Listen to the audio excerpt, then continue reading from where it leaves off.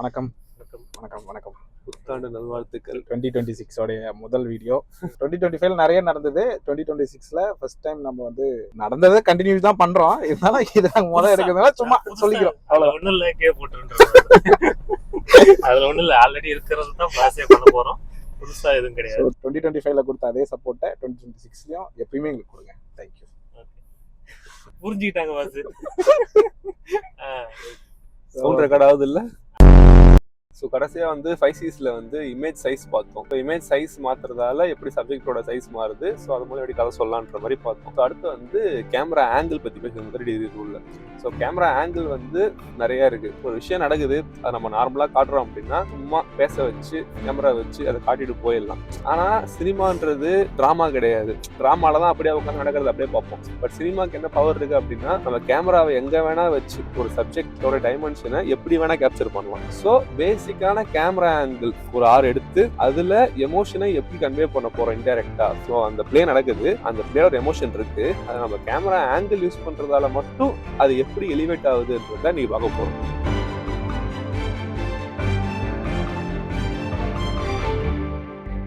So இப்போ ஒரு examples பார்க்கலாம். ஸோ இந்த எக்ஸாம்பிள்ஸ்ல ஒரு சப்ஜெக்ட், ஒரு ஃபோன் வருது, அந்த ஃபோன்ல ஒருத்தவங்க பேசுறாங்க. அந்த டைலாக்ஸில் ஒரு விதமான எமோஷன்ஸ் இருக்குது ஒரு எக்ஸாம்பிள்லையும்.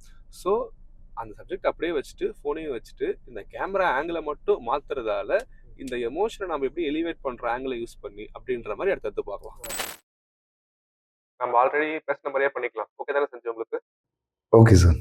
அப்புறம் நாளைக்கு ஆஃபீஸ் வந்துடுங்க, மீதி பேசிக்கலாம். வந்துடுறேன். First angle front angle.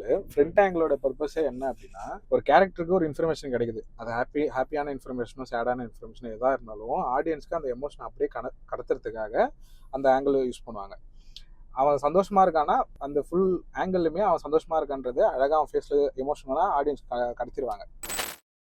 இப்படி நடந்ததை பற்றி நீ யார்ட்டையுமே சொல்லக்கூடாது, சரியா? வீட்டில் கூட சொல்லாத. Are you okay? Okay. So இப்போ நெக்ஸ்ட் பார்த்தீங்கன்னா பேக் ஆங்கிள். ஸோ இந்த ஆங்கிள் மெயினாக எதுக்கு யூஸ் பண்ணுவாங்கன்னா, நம்ம படத்தில் ஒரு கேரக்டர் பார்க்குறோம், அந்த கேரக்டருக்கு ஒரு இன்ஃபர்மேஷன் சொல்கிறாங்க. அந்த இன்ஃபர்மேஷன் சொன்னதுக்கப்புறம் அந்த கேரக்டர் என்ன எமோஷன் ஃபீல் பண்ணுறாங்க அப்படின்றத ஆடியன்ஸுக்கு சொல்ல மாட்டாங்க. அதாவது அவங்க ரியாக்ஷன், ஃபேஸ் ரியாக்ஷன் எதுவுமே காட்ட மாட்டாங்க. இந்த மாதிரி பேக் ஆங்கிள் வைக்கும்போது ஆடியன்ஸுக்கு அவர் என்ன ஃபீல் பண்ணுறான்னு தெரியாது இல்லையா? ஸோ ஒரு நல்ல ஒரு சஸ்பென்ஸ் பில்ட் ஆகும், ஒரு மிஸ்ட்ரி பில்ட் ஆகும். ஸோ அதுக்காக தான் இந்த ஆங்கிள் யூஸ் பண்ணுவோம். எனக்கு ஓகே. இல்லை உங்களுக்கு வேணாம்னா நீங்கள் சொல்லலாம், உங்களை யாரும் இங்கே ஃபோர்ஸ் பண்ணல. எனக்கு ஓகே. ஸோ அடுத்து ப்ரொஃபைல் ஆங்கிள் யூஸ் பண்ணுவாங்க. ஸோ ப்ரொஃபைல் ரைட் ப்ரொஃபைல் இருக்குது, லெஃப்ட் ப்ரொஃபைல் இருக்குது. ஸோ ப்ரொஃபைல் பேசிக்காக என்ன அப்படின்னா, ஹாஃப் ஆஃப் த ஃபேஸ் தான் தெரியும். ஸோ ஒரு இன்ஃபர்மேஷன் அந்த கேரக்டருக்கு சொல்லப்படுது. பட் ஆனால் ஆடியன்ஸுக்கும் அது என்ன இன்ஃபர்மேஷன் தெரியுது. ஆனால் அந்த சப்ஜெக்ட் என்ன ஃபீல் பண்ணுதுன்றத முழுசாக உணர முடியாது. ஸோ ஃபுல் ஃபேஸ் தெரியுது அப்படின்னா ஃப்ரண்ட் ஆங்கிள் மாதிரி நமக்கு ஃபுல்லாக எமோஷன் கன்வே ஆகும். பட் ஆனால் ப்ரொஃபைலில் ஹாஃப் ஃபேஸ் தான் தெரியறதால இந்த சப்ஜெக்ட் என்ன உணருதுன்றத ஆடியன்ஸுக்கு சொல்லியும் சொல்லாத மாதிரியும் இருக்கிற மாதிரி, ஸோ பாதி மறைச்சு பாதி காட்டுற மாதிரியான ஒரு உணர்வுக்காக ப்ரொஃபைல் யூஸ் பண்ணுறோம். கன்ஃபியூஷன் ஸ்டேட் மாதிரியா? கன்ஃபியூஷன் சொல்ல முடியாது. நான் உனக்கு சொல்லணும்னு நினைக்கிறேன் ஒரு விஷயத்த, ஆனா நான் முழுசா சொல்ல மாட்டேன் அப்படின்ற மாதிரி தான். நான் உனக்கு பாதி இன்ஃபர்மேஷன் தருவேன், ஆனா நீ முழுசா தெரிஞ்சுக்க கூடாது. ஏன்னா அந்த சப்ஜெக்டே என்ன உணருதுன்றதை நான் உனக்கு சொல்ல மாட்டேன். ஸோ ஒரு ட்ராமா பில்ட் ஆகணும். எனக்கு பேக் மாதிரி டோட்டலா உனக்கு சஸ்பென்ஸ் நான் விட மாட்டேன். நான் உனக்கு காட்டுவேன், அது உனக்கு எப்படி புரியுதோ அப்படி எடுத்துக்கலாம். அதுதான். ஆனா இது ஃப்ரண்ட்லயே இதே மாதிரி தான் பண்ணுவாங்கல்ல. ஃப்ரண்ட்ல பண்றாங்க அப்படின்னா சப்ஜெக்ட் ஆக்டிங் மூலமா அதை பண்றது வேற. இது ஆங்கிள்னால மட்டுமே உருவாகிற ஒரு எஃபெக்ட் சொல்றேன். உங்க பார்ட்டிசிபேஷனை ரொம்ப அப்ரிஷியேட் பண்ணாங்க. Okay sir. நெக்ஸ்ட் மந்த்ல இருந்து இம்ப்ளிமெண்டேஷனுக்கு வரலாம்னு நினைக்கிறேன். Congrats. Thank you sir. Okay sir. Next பாத்தீங்கன்னா லோ ஆங்கிள். ஸோ இந்த ஆங்கிள் எதுக்கு பர்பஸாக யூஸ் பண்ணுறாங்கன்னா, நம்ம படத்தில் வர கேரக்டர் ரொம்ப சுப்பீரியராக ஃபீல் பண்ணுது, அந்த கேரக்டர் தான் லீடாக இருக்குது, ரொம்ப ஸ்ட்ராங்காக இருக்குது, அந்த மாதிரிலாம் லோ ஆங்கிள்லாம் யூஸ் பண்ணுவாங்க. வெறும் டைலாக் மூலமாகவோ ஆக்ஷன்ஸ் மூலமாகவோ கன்வே பண்ணாமல் இந்த ஆங்கிள் மூலமாக இந்த கேரக்டர் தான் பெரிய ஸ்ட்ராங்கு அப்படின்னு ப்ரூவ் பண்ணுறதுக்காக இந்த ஆங்கிள்லாம் யூஸ் பண்ணுவாங்க.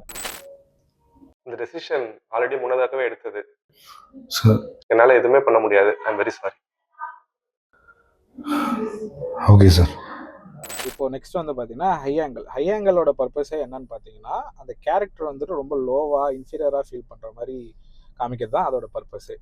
மோஸ்ட்லி ரொம்ப வீக்காக பவர்லெஸ்ஸாக இருக்கிற மாதிரி அந்த சீன் இருக்குது அப்படின்னா, அந்த ஆங்கிள் மூலிமா அதை ஆடியன்ஸ்க்கு வந்து அழகாக கன்வே பண்ணலாம். அதுக்கு தான் ஹை ஆங்கிள் வந்து யூஸ் பண்ணுறோம். டேய், நீ சொன்ன விஷயம் அங்க நடக்கவே இல்ல. அப்புறம் ஏன் இப்படி சொன்ன? நீ சொன்னதால எவ்வளவு பெரிய இம்பாக்ட் ஆகும் தெரியுமா? ஸோ அடுத்து வந்து டச் ஆங்கிள். டச் ஆங்கிள் எதுக்கு யூஸ் பண்றோம் அப்படின்னா, ஒரு சைக்காலஜிக்கலா ஒரு கன்ஃபியூஷன் ஏற்படுது, இல்ல ஒரு மேட்னஸா இருக்கு இப்படின்ற பர்பஸ்க்காக டச் ஆங்கிள் யூஸ் பண்ணுவோம். டச் ஆங்கிள் படத்துல லேண்ட்ஸ்கேப்பை வந்து கவர் பண்ணணுன்றதுக்காகவும் டச் யூஸ் பண்ணி மேலே கீழே இருக்கிறவங்கள ஒரே ஃப்ரேம்ல காட்டணுன்றதுக்காகவும் யூஸ் பண்ணுவாங்க. அந்த பர்பஸும் இருக்கு. பட் மோஸ்டா யூஸ் பண்றது வந்து ஒரு சைக்காலஜிக்கல் கன்ஃபியூஷன், ஒரு மேட்னஸ், இல்ல ஏதோ ஒரு டிஸ்டர்பன்ஸ் இருக்கு, இது கரெக்டா அன்ஈஸியா இருக்கேன்ற ஃபீல் கொடுக்கறதுக்காக நார்மலா இருக்கிற ஃப்ரேமை கொஞ்சம் டில் பண்ணி ஒரு மாதிரி டச் மாதிரி காட்டுவாங்க. ஸோ அதுதான் டச் ஆங்கிளோட பர்பஸ். இப்போ வந்து இந்த கேமரா ஆங்கிள்ஸ்லாம் வந்து ஒரு விஷயத்த கற்றுக்குறோம் அப்படின்றதுக்காக ஒரு ஏபிசிடி மாதிரி சினிமாக்குள்ளே வரோன்றப்போ இதெல்லாம் கற்றுக்கலாம். ஆனால் ஒரு மாஸ்டர் ஆனதுக்கப்புறம் இல்லை நமக்கு எமோஷன்ஸ் நமக்கு எப்படி கன்வே பண்ணுற நம்ம லாங்குவேஜ் எப்படி இருக்குன்றதை நம்ம உணர்ந்ததுக்கப்புறம் இது எல்லாத்தையும் அடுத்த வருஷம் நம்ம இஷ்டத்துக்கு எடுத்துடலாம். இப்போ லாவ்டியாஸ் இருக்காரு, ஹன்சாங்ஸோ இருக்காரு. ஸோ இவங்களாம் அப்படின்னா இந்த மாதிரிலாம் ஆங்கிள்லாம் இருக்காது. ஸோ கேமரா அப்படியே இருக்கும், ப்ளே நடக்கும், அப்படியே பேசுவாங்க, ஆனால் எமோஷன் கன்வே ஆகும். ஸோ அது மாஸ்டர் லெவல். ஸோ நம்ம கற்றுக்கிற அந்த ஸ்டேஜில் இருக்கிறதால இதெல்லாம் லேர்ன் பண்ணிக்கணும். பட் இதெல்லாம் வந்து இப்படி தான் நம்ம ஃபாலோ பண்ணணும் அப்படின்ற மாதிரிலாம் எந்த ஒரு கட்டாயமும் கிடையாது. ஆக்சுவலாக நம்ம எப்பவுமே பேசுறது தான். ஃபர்ஸ்ட் வந்து நம்ம ரூலை பிரேக் பண்ணணும்னா என்ன ரூல்னு தெரிஞ்சுக்கணும். அதான் மேட்ரு. ஒத்த செருப்பு எடுத்தாங்க, ஒத்த செருப்புல ஒரே ஆங்கிள் தான். பட் ஆனால் எமோஷன் எல்லாம் வந்து தான் போகும்.